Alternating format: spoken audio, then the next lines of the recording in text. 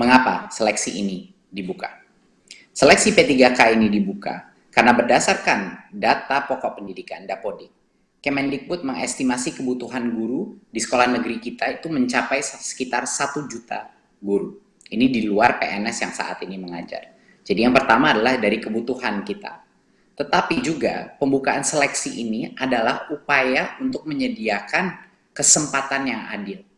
Kesempatan yang untuk para guru-guru honorer kita yang terbaik untuk membuktikan kompetensi mereka. Untuk membuktikan kompetensi mereka tanpa kita batasi. Jadi ini juga adalah bagian daripada filsafat Merdeka Belajar, di mana setiap guru-guru kita, guru-guru honorer di seluruh Nusantara kita, bisa punya kemerdekaan untuk membuktikan dirinya. Apakah mereka punya kompetensi untuk diangkat menjadi ASN sehingga meningkatkan nafkah mereka dan kesejahteraan mereka. Berikut. Siapa saja yang dapat mendaftar dan mengikuti tes seleksi ini? Pemerintah membuka kesempatan bagi guru-guru honorer di sekolah negeri dan di swasta yang terdaftar di Dapodik. Ini juga termasuk guru eks tenaga honorer kategori 2 yang belum pernah lulus seleksi menjadi PNS atau P3K sebelumnya. Dan yang kedua adalah untuk lulusan PPG yang saat ini tidak mengajar. Jadi dua-duanya boleh diberikan kesempatan di tahun 2021 untuk mengikuti tes seleksi ini. Berikut.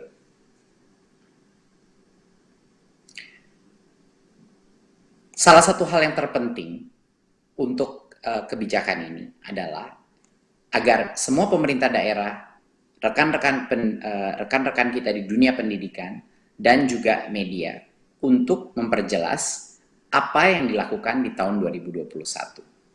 Dan kenapa ini beda dari sebelum-sebelumnya.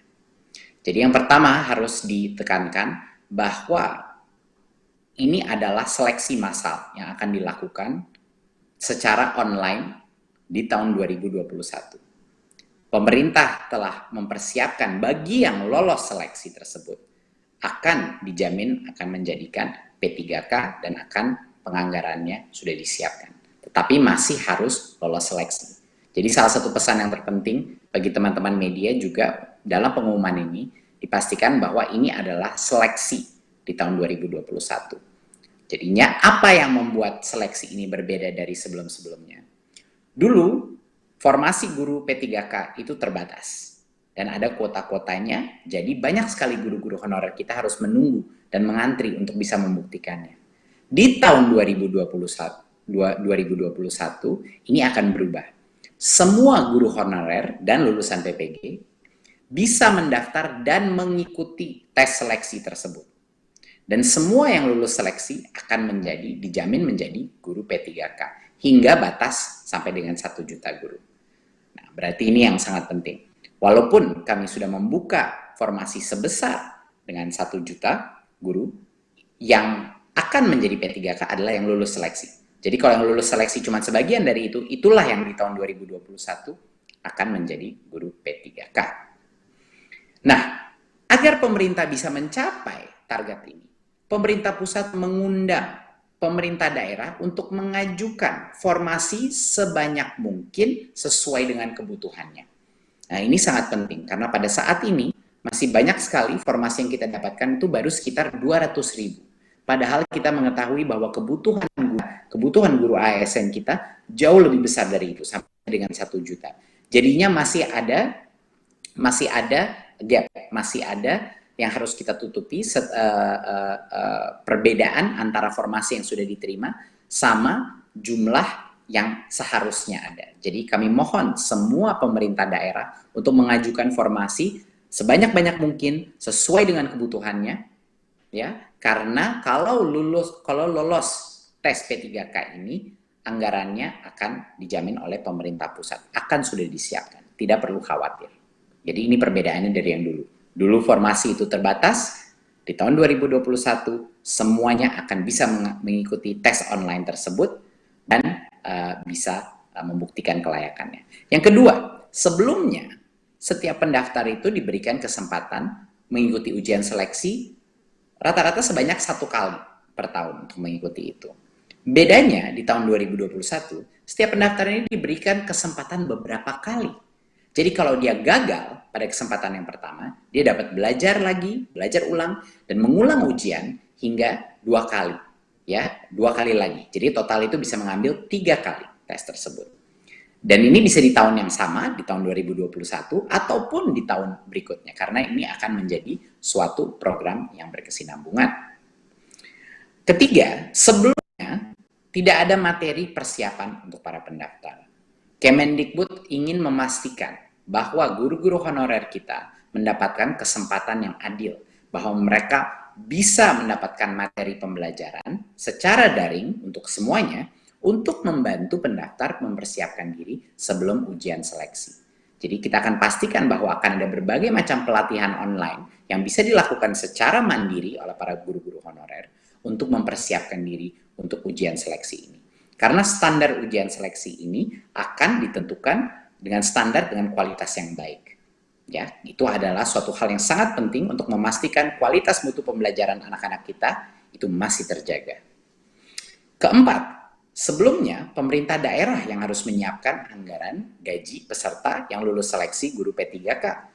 Tapi, di tahun 2021, pemerintah pusat memastikan tersedianya anggaran bagi gaji semua peserta yang lulus seleksi guru P3K. Jadinya, daerah sekali lagi tidak perlu khawatir mengajukan formasi sesuai dengan kebutuhannya karena anggarannya sudah disiapkan. Dan yang terakhir, biaya penyelenggaraan ujian sebelumnya biasanya ditanggung oleh pemerintah daerah. Tetapi di tahun 2021, biaya penyelenggaraan ujian ditanggung oleh Kemendikbud. Ini adalah perubahan-perubahan yang transformatif dari proses seleksi sebelumnya dan yang sekarang. Makanya kami di Kemendikbud beserta bekerjasama dengan Pan-RB, dengan juga Kemenq, untuk memastikan bahwa di 2021 kita benar-benar memberikan kesempatan yang adil untuk semua guru honorer membuktikan kehandalannya, membuktikan kompetensinya untuk bisa menjadi ASN. Berikut. Mas Karim, dan BKN tentu saja akan berkomitmen untuk memenuhi kebutuhan apa yang sudah disampaikan di dalam reform beberapa kali rapat pertemuan yang sudah dibahas sebelumnya. Untuk itu, sesuai dengan agenda yang disampaikan kepada Kepala BKN, kami akan sampaikan bagaimana kebijakan terkait dengan pengadaan guru P3K ini pada tahun 2021. Mungkin langsung ke slide ketiga, terus lanjut, terus saja. Terus satu lagi ya. Pelaksanaan seleksi P3K guru atau pegawai pemerintah dengan perjanjian kerja untuk formasi jabatan guru, pada dasarnya prinsip pelaksanaannya, terutama di dalam konteks pelaksanaan seleksi, akan dilaksanakan secara transparan, akuntabel, efektif, efisien, dan terintegrasi. Transparan tentu saja sebagaimana proses pelaksanaan seleksi calon pegawai negeri sipil ataupun calon pegawai P3K tahap pertama yang sudah dilakukan beberapa waktu yang lalu, di mana semua publik masyarakat akan bisa mengontrol, melihat dari capaian yang diperoleh oleh setiap peserta seleksi. Sehingga tidak ada kemudian di dalam proses seleksi ada yang merasa dirugikan atau ada yang merasa dicurangi di dalam terhadap capaian seleksi yang dilakukan oleh setiap peserta. Dan di dalam konteks tahapan pengadaan aparatur sipil negara, bagaimana diatur di dalam Undang-Undang Nomor 5 Tahun 2014 tentang aparatur sipil negara, maka tahapan di dalam pelaksanaan seleksi pengadaan ASN itu dimulai dari perencanaan, yang ini sudah beberapa kali dilakukan oleh rapat-rapat pertemuannya, termasuk nanti kemudian akan diikuti dengan pengumuman lowongan, yang hari ini kita lakukan kick-off-nya untuk pengumuman lowongan, kemudian nanti melakukan pelamaran, para peserta melamar kepada pemerintah tentu saja, kemudian melakukan seleksi dan pengumuman hasil seleksi serta